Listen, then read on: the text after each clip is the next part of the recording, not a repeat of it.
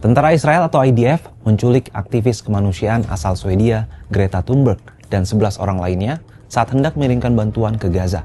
Kapal yang ditumpangi Greta, MV Maldin, diblokade oleh IDF, padahal mereka tengah berada di perairan internasional. Penculikan ini pun menuai protes keras dari berbagai belahan dunia. Meski demikian, Israel mengklaim pengiriman bantuan tersebut justru melanggar aturan.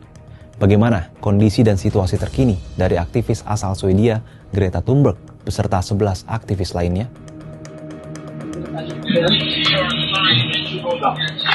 Dalam video ini dibagikan oleh Freedom Flotilla Coalition atau FFC pada Senin 9 Juni 2025 memperlihatkan detik-detik kapal MV Malden yang membawa Greta dan 11 aktivis lainnya diserbu oleh IDF. Penyerbuan itu terjadi pada Senin pagi.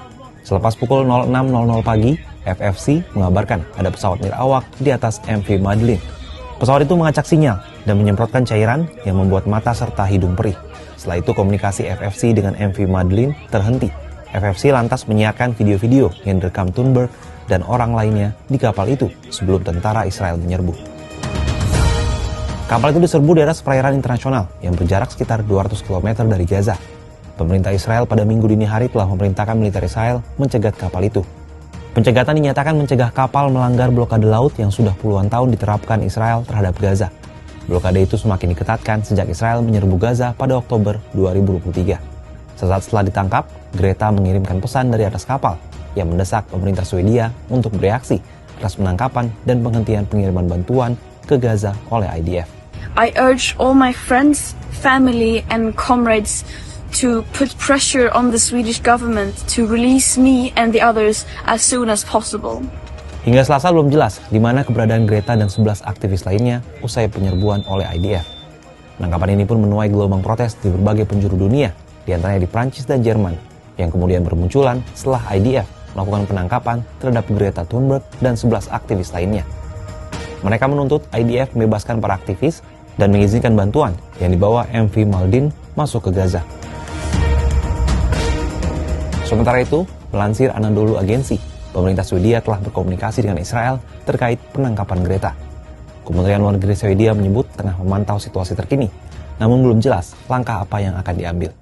Sementara pada Minggu, Israel mengajak sejumlah jurnalis ke rumah sakit Eropa di Khan Yunis, Gaza. Menurut militer Israel, Sahal, rumah sakit itu jadi tempat persembunyian para pemimpin Hamas.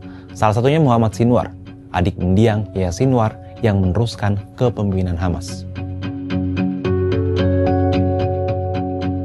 Sahal mengizinkan jurnalis menyiarkan video dan foto dari dalam rumah sakit itu.